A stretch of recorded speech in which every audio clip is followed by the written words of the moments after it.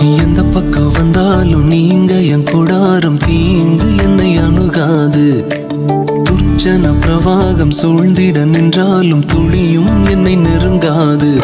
சிறு வெள்ளாட்டு கிடை போல் கிடந்தே